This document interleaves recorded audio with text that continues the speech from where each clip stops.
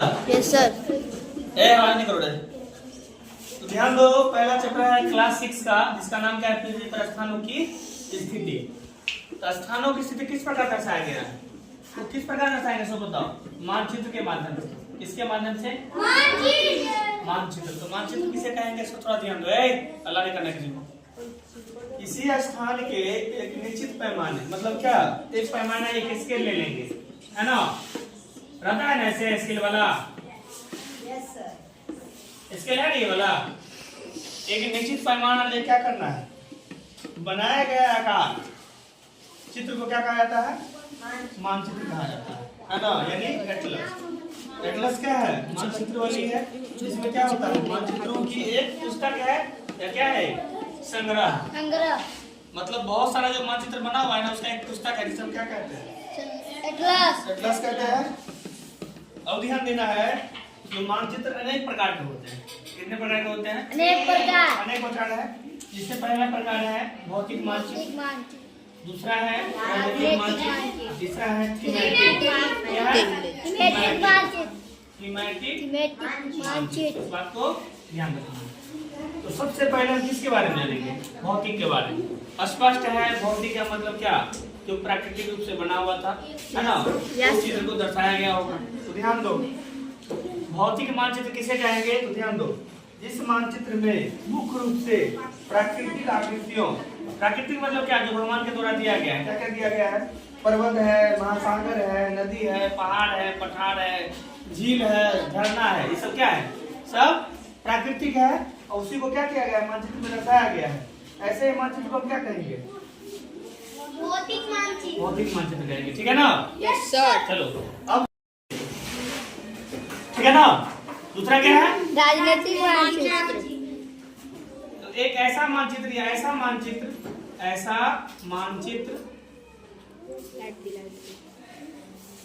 जिसमें क्या होता है? सो ध्यान दो, जिसमें देशों या राज्यों, या तो देश होगा या तो राज्य होगा, है ना? देशों या राज्यों, कोमा सीमाओं, जो बाउंड्री होता है, सीमाओं, है ना? नगरों आदि को, नगरों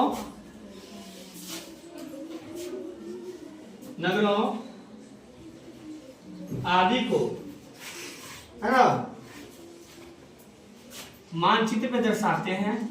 मानचित्र पर दर्शाते हैं, जिसे क्या कहा जाता है? जिसे राजनीतिक मानचित्र कहा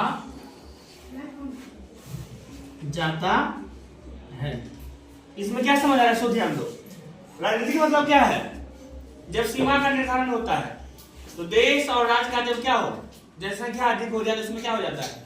सीमा का निर्धारण, राज्यों का बंटवारा होता है ना? देशों का बंटवारा हो जाता है ना? तो ध्यान देना है, ऐसा मानचित्र जिसमें देशों या राज्यों या सीमाओं, नगरों आदि को क्या किया जाता है? मानचित्र पे दर्शाया जाता है। ये किसके अंतर्गत आ जाएगा? राजनीतिक मानचित्र के अंतर्गत। अब हम जानेंगे किसके बारे में?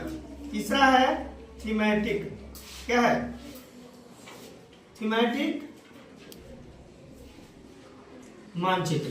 ठीक है, तो ध्यान दो, इसमें क्या है?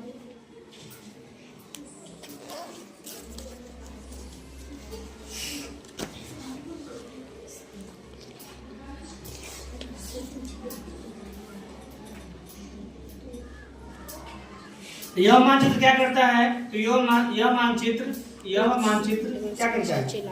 विशिष्ट, यानी बहुत बड़े पैमाने पे विशिष्ट प्रकार की सूचना क्या करता है? सूचना प्रदान करते हैं। ये क्या हो जाएगा? थीमेटिक, है ना? अब अगला पॉइंट जो दिया हुआ है, तो ध्यान दो, जो मानचित्र के 3 मुख्य घटक हैं। मानचित्र के 3 मुख्य घटक हैं। इसमें पहला क्या है? दूरी, दूरी यानी डिस्टेंस को माना जाता है। डिस्टेंस ठीक है। दूसरा है दिशा। दिशा है क्या? दिशा मतलब डायरेक्शन। डायरेक्ट। और तीसरा क्या है? चिन्ह, प्रतीक चिन्ह। प्रतीक चिन्ह। इसको हम क्या बोलते हैं? साइन बोलते हैं। साइन। क्या बोलते हैं? साइन। साइन। ये क्या है? विशेष घटक है किसका? मानचित्र का। तो दूरी, दिशा, प्रतीक यानी चिन्ह यानी साइन। साइन जो होता है ना, सिंबल। यस। साइन या सिंबल। साइन या सिंबल। ध्यान रखना है। एक मिनट रुक जाओ, साइन ही रहना तो ठीक है।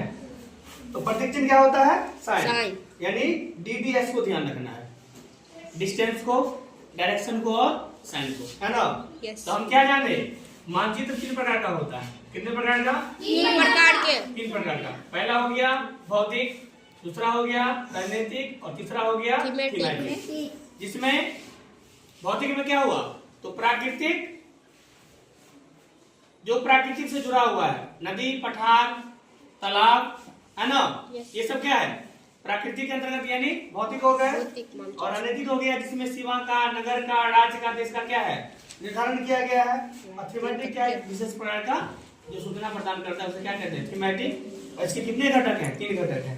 पहला है दूरी, दूसरा है दिशा और तीसरा है साइन। साइन मतलब संकेत, संकेत मतलब प्रतीक या चिन्ह। ठीक है ना? चलो